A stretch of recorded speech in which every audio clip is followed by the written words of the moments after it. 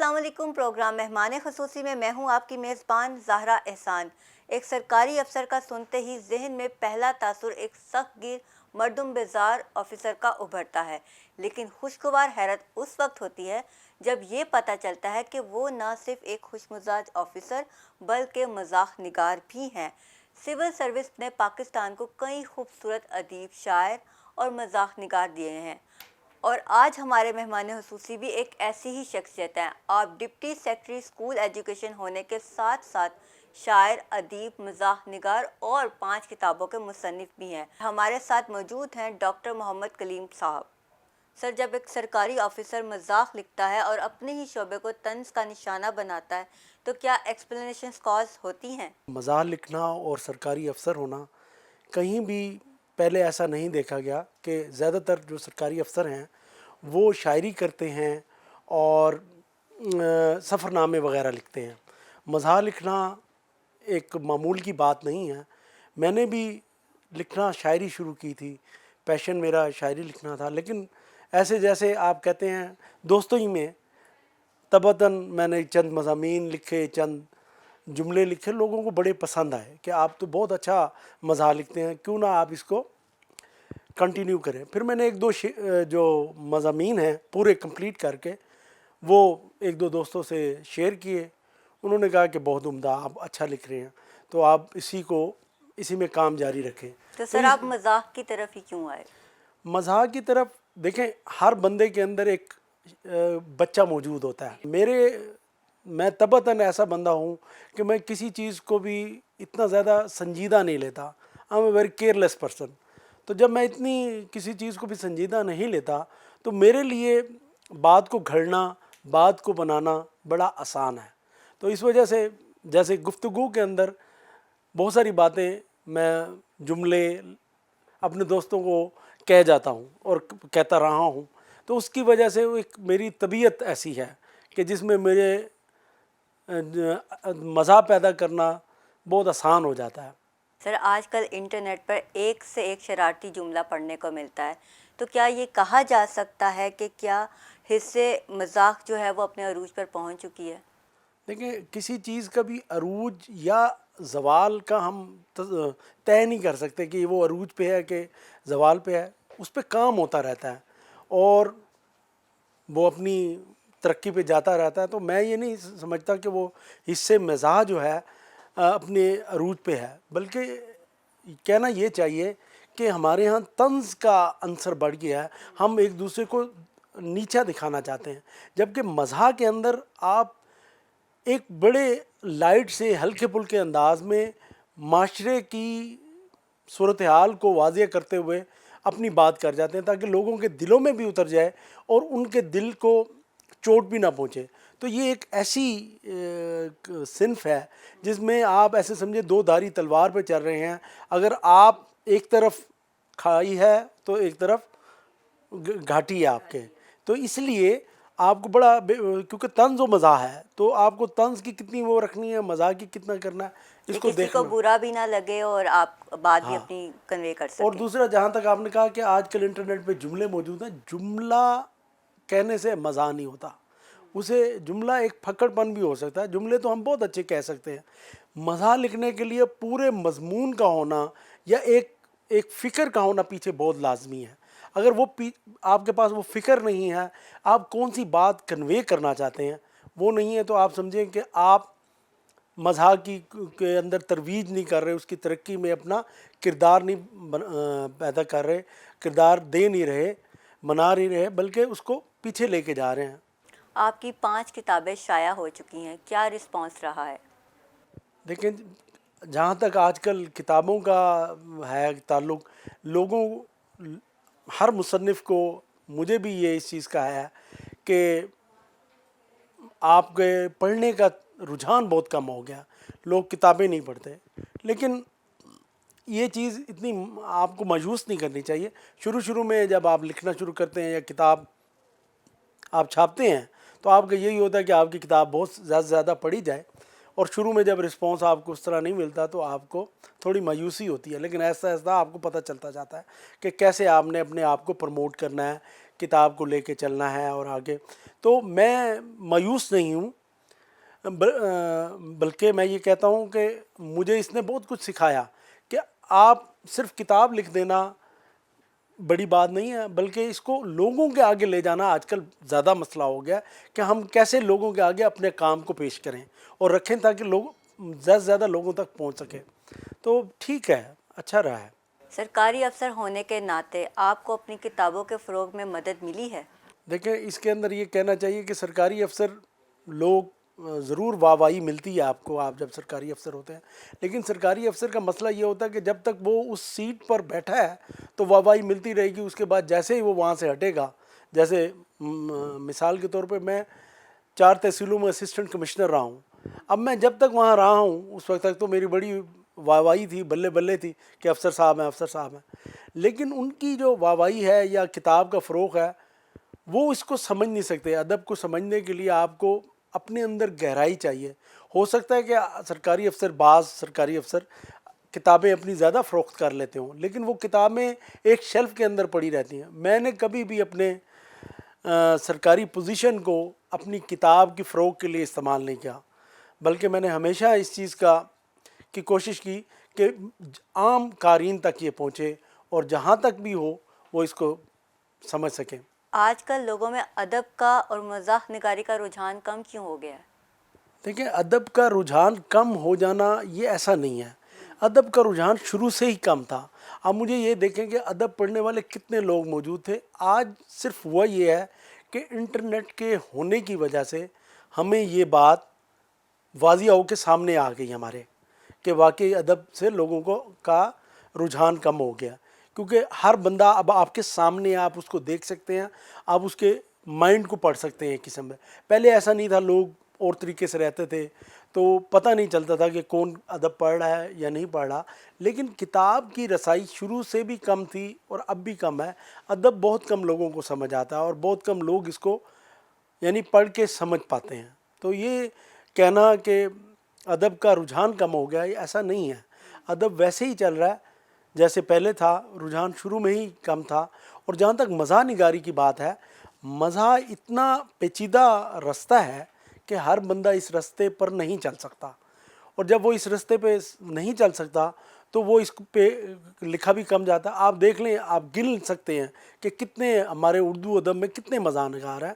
آپ ان کے نام گن لیں، 4 5 6 آپ کو نام یاد ہوں گے.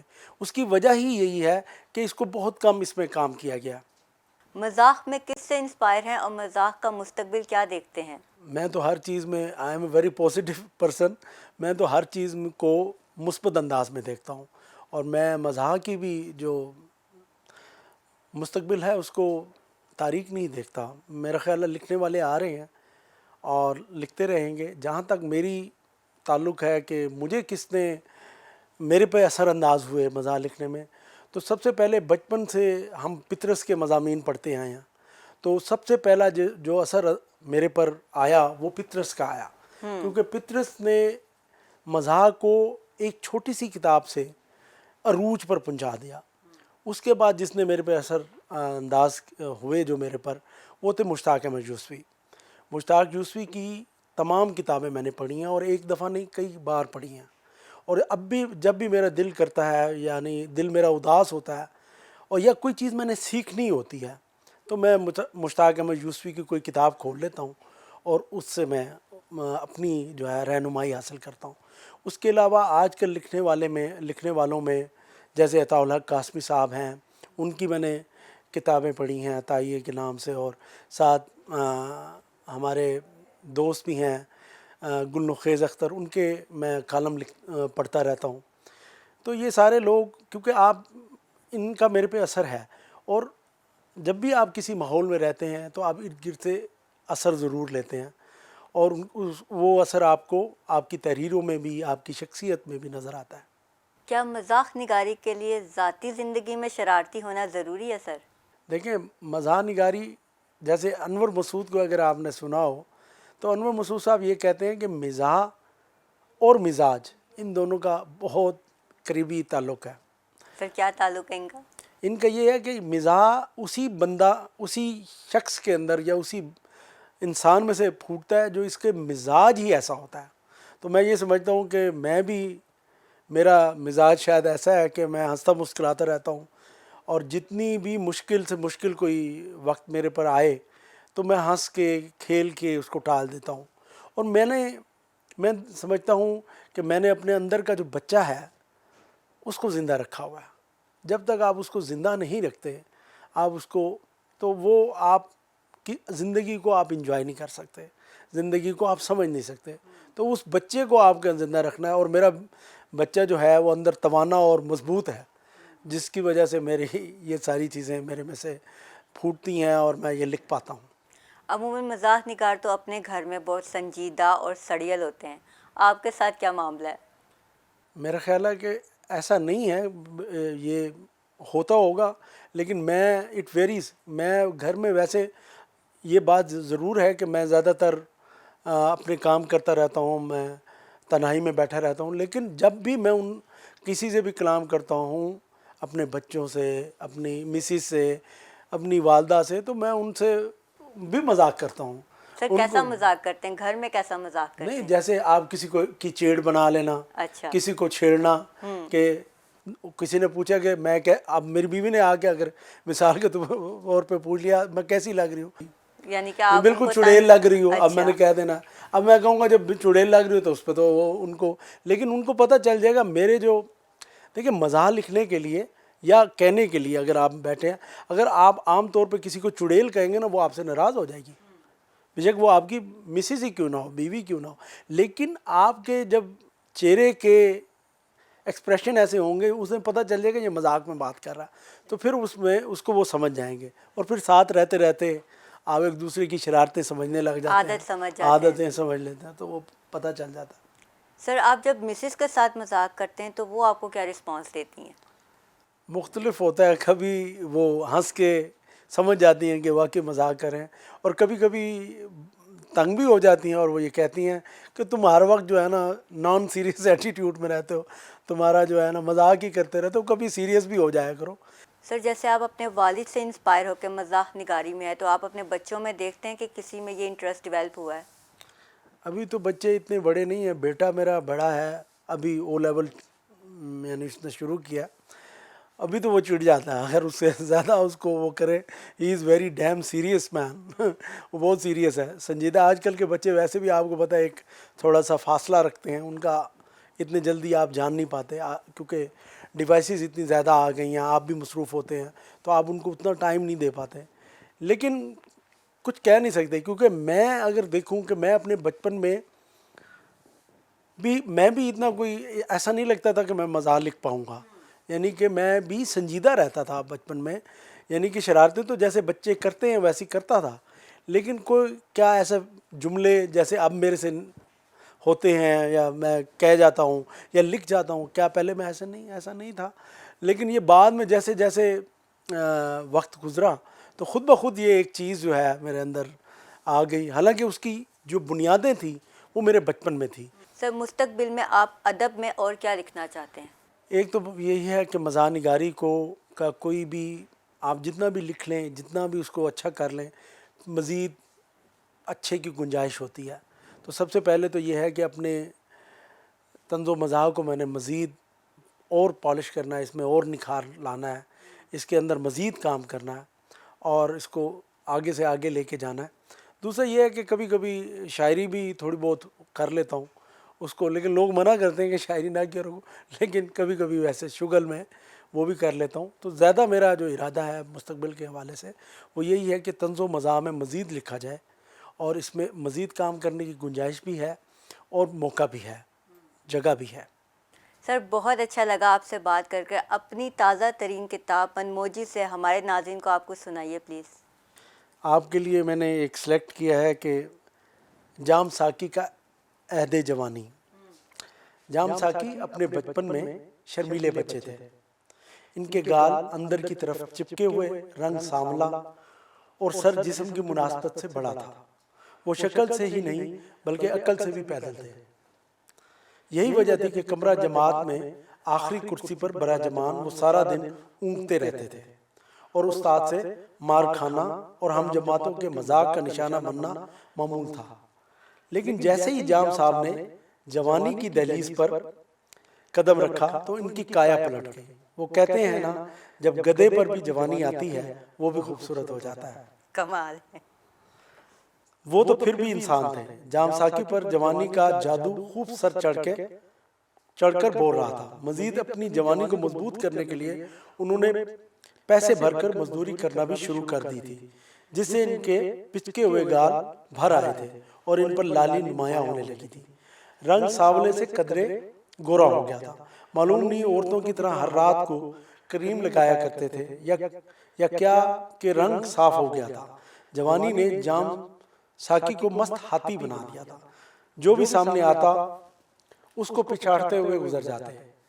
جن ہم جماعتوں نے آپ کا مذاق اڑایا تھا اب ان کی روز پٹائی ہوتی تھی۔ استاذہ کرام بھی اب جام صاحب کی عزت کرنے لگے تھے۔ جام صاحب اپنی مرضی سے کمرہ جماعت میں آتے اور اپنی مرضی سے کمرہ جماعت چھوڑتے۔ انہوں نے کبھی اجازت لینا ضروری نہیں سمجھا۔ لوگ کہتے ہوئے دکھائی دیتے، جوانی تو سب پر آتی ہے، اس پر کوئی خاص قسم کی جوانی آئی ہے۔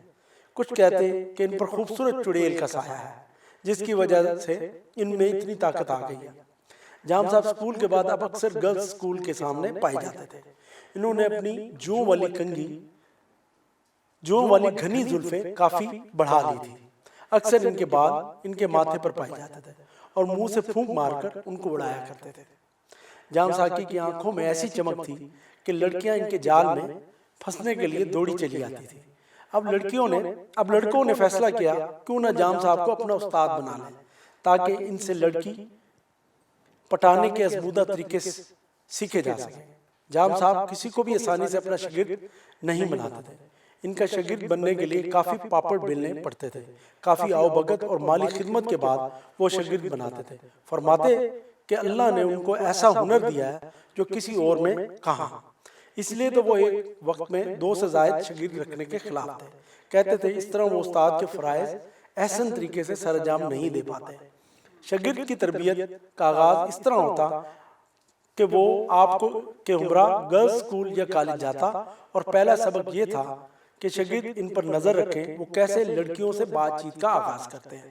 جام صاحب مرغے کی طرح مرغی یعنی لڑکی کے گرد چکر لگاتے ہیں اور اونچی اونچی آواز میں نئے انڈین گانے گاتے ہیں تاکہ لڑکیوں کی توجہ حاصل کر سکیں۔ اکثر وہ کامیاب رہتے اور لڑکی ان کے دام میں چلی آتی، مگر اکثر ان کے شاگرد اپنے استاد کے نقش قدم پر چلنے میں ناکام رہتے اور کئی دفعہ ان کی پٹائی لگتی۔ ایک مرتبہ لڑکے کے بھائیوں سے اور دوسری جام صاحب سے، کیونکہ جام صاحب کا قول تھا شاگرد کو استاد سے 2 قدم آگے ہونا چاہیے، جبکہ یہ تو استاد کی برابری کرنے کے بھی قابل نہیں، اور جام صاحب شاگرد کو فوراً شاگردی سے فارغ کر دیتے۔